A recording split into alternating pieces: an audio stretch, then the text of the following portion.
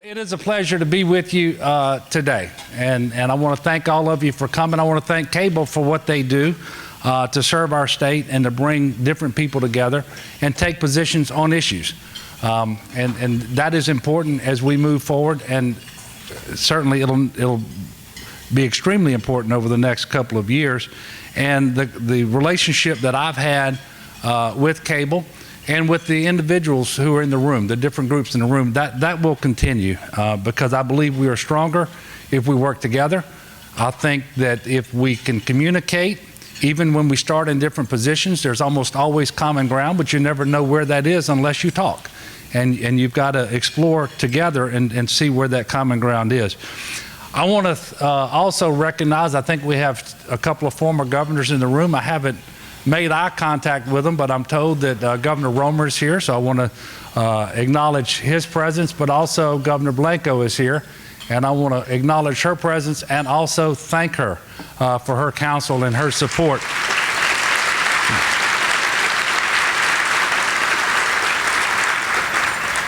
We have a lieutenant governor in the room, and I want to say to Jay, thank him for his public service to the state. And also for being someone that I can rely upon for counsel and friendship. And I will tell you that Jay's outlook on things are a lot like mine, at least in some regards. We are Louisianans first.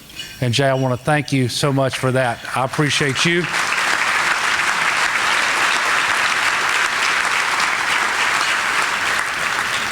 Some of you might think that we've been busy over the last week and a half, and we have been. If you think about it, between November the 21st and January the 11th, there's not a lot of time to stand up a state government, but then you put 3 holidays in there, Thanksgiving, Christmas, and New Year's, and it becomes an extreme challenge.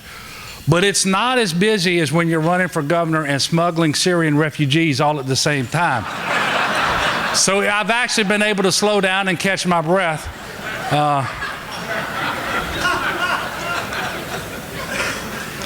Look, what a campaign. I want to tell you, it was a great experience for me and for my family to travel the state.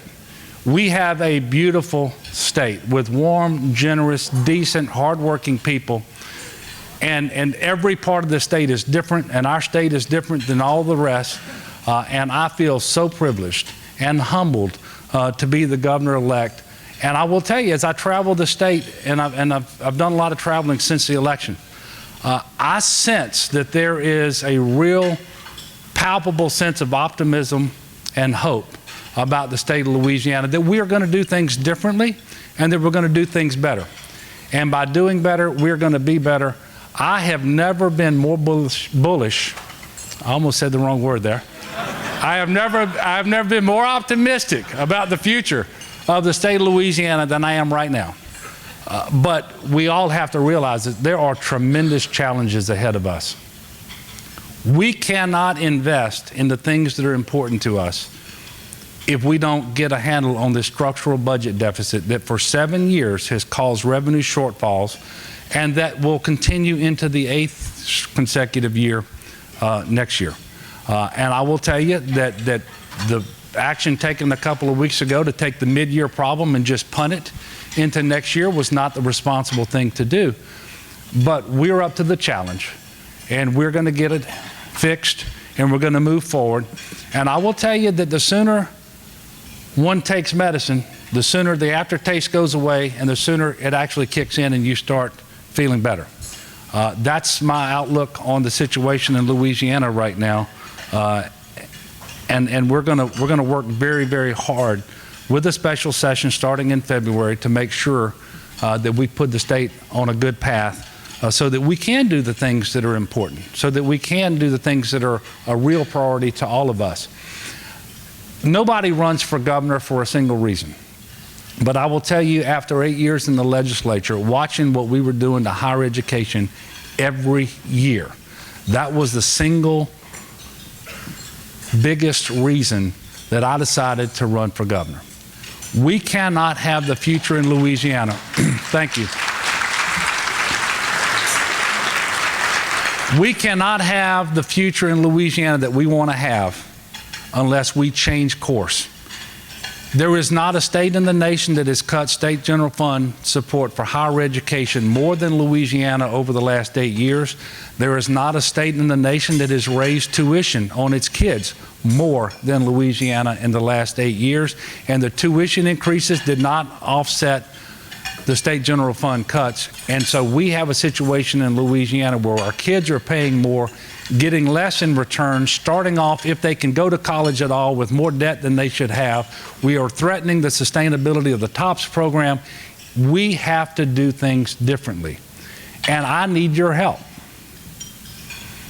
I need your help, because we're going to change things in Louisiana. We're going to have a communication about how to do that. And I'm challenging everybody in this room. If I propose something that you don't like, don't simply tell me you don't like it. Come with another approach that may get us to the same place, but something that you can live with a little bit better. Because what we can't do is all go to our corner and start lobbing grenades at one another, because then we're going to stay in the same rut that we're in. Nothing's going to get fixed, and we cannot afford that. The stakes are simply too high.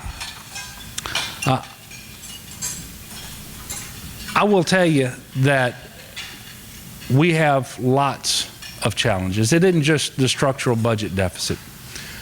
We have to bring people together.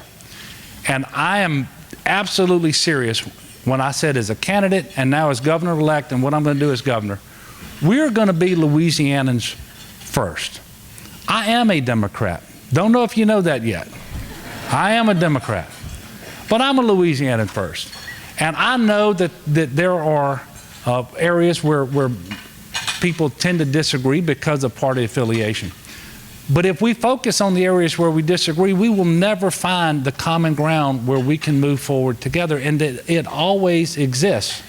And I'm dedicated and committed to making sure that we communicate enough so that we can find the common ground and move forward, not just on higher education, not just on the structural budget deficit, but we have to move forward in K through 12 education as well. I know that. And I am a West Point graduate. The idea that I am against standards is ridiculous. The idea that I'm against measuring performance is ridiculous. But we have to ask ourselves, are we testing our kids too often at too great an expense? And are we using that information to inform too many of our decisions and to put labels on too many things, from the kids to the teachers to the schools to the districts? And if we're going to do that, are we doing that in a way that is fair? Are we doing that in a way that's equitable? I am convinced that we're not doing that in the smartest way possible. For example, we're the only state in the nation that takes 50% of a teacher's evaluation and attributes it to student performance. Now, are we that much smarter than the rest of the country? Or did we get it wrong? I happen to think that we got it wrong, and we need to make adjustments. But I'm not for throwing out everything, but I am for making smart adjustments, and that's where Barry Irwin and I and others can work together. I know that we can do that, and I'm not going to talk a lot of specifics on policy. I bring that up today as an example of where I know we can work together so that we all know that it's possible in a broad variety of areas. I will tell you that we have transportation infrastructure problems that are tremendous. And everywhere I would go in the state, I was asked to commit that whatever road or bridge or transportation infrastructure need that they had, that would be the #1 priority for the state of Louisiana. And in fact, I think it happened to me at the Lafayette debate, Barry, and I want to thank you for putting me on the spot over there with that. But we have problems everywhere, and everybody benefits when we build a new bridge here in Baton Rouge. Everybody benefits when I-49 is completed between Lafayette and New Orleans, and we get a new bridge on I-10 in Lake Charles, and a new off-ramp in New Orleans at the airport to service the new terminal, and on and on and on. But none of those things happen because the Easter Bunny makes them happen, or Santa Claus isn't going to bring those things later this month. We've got to sit down and figure it out. And we've got to be committed to making it happen. And we cannot be so doctrinaire in our approach that we automatically and reflexively just reject certain potential solutions because we've signed some pledge somewhere. I have never signed such a pledge.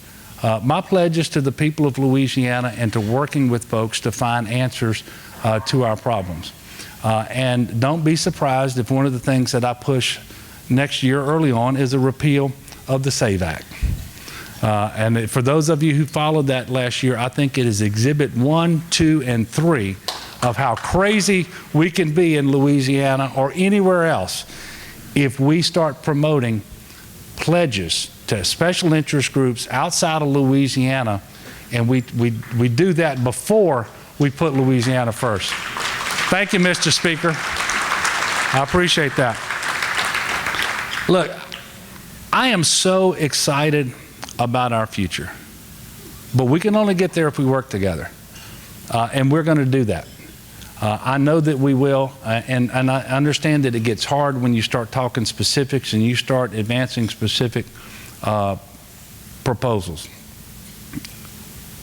But we're going to get there because we have no choice. If we have children in Louisiana who decide that they want to move out of state in order to pursue some dream or to get a specific education at some location or whatever, that's great. God bless them. We want them to be successful. But if we have kids leaving Louisiana because they believe they have to get a good education, to have a great job or a rewarding career, we are failing those kids. And so help me God, as governor over the next 4 years, we will not fail our children.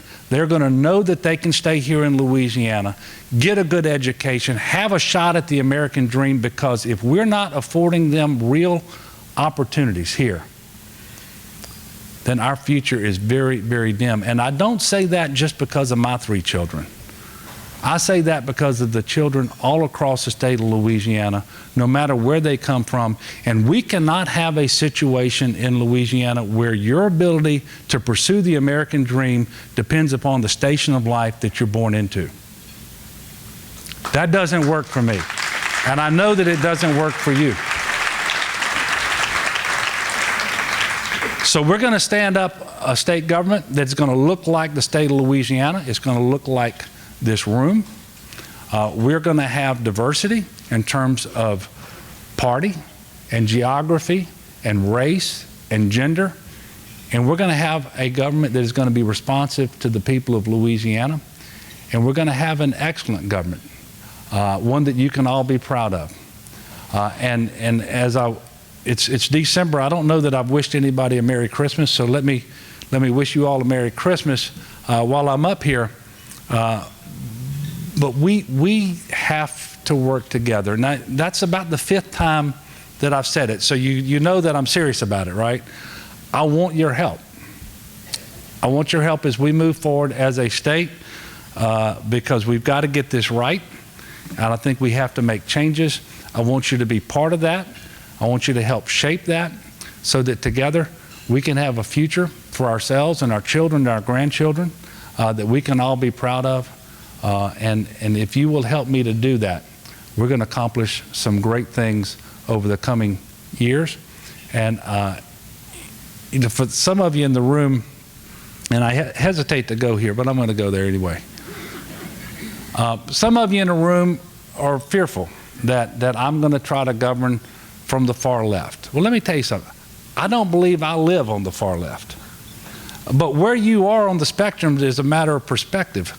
There are some people in this room who are to my right and some of them who are to my left, but understand, I believe that the real solutions to our problems, the ones that will work and the ones that people will accept and stick with over time, happen to be in the center of the political spectrum. If you get too far left or too far right, the people are fickle enough that they're going to reject that after some period of time. And I also know the constraints that I'm going to have in a state like Louisiana with the legislature that I'm going to be working with, all of whom are friends of mine. I know that institution. I've been there for 8 years.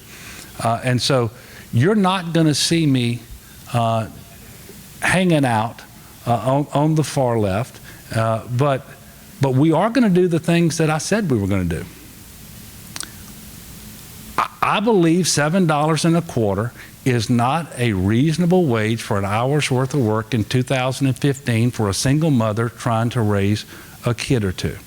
I will tell you, it is not reasonable to send our tax dollars to Washington and let them go to 30 other states so that their working poor get health care coverage while ours go without, and while our hospitals, doctors, and clinics go without the reimbursements they need in order to keep their doors open, not just for the Medicaid population, but for everybody. I believe that a woman ought to make the same as a man when they do the same job.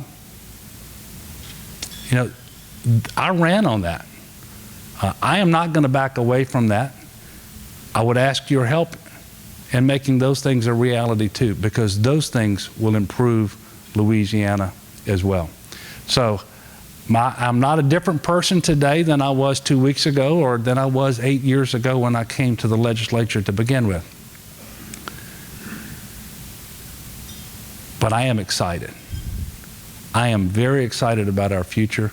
As I look around the room, I hope that I'm looking into eyes of people who are as excited as I am, who are as committed as I am, and if I am, we're going to do some wonderful things together. God bless you and Merry Christmas.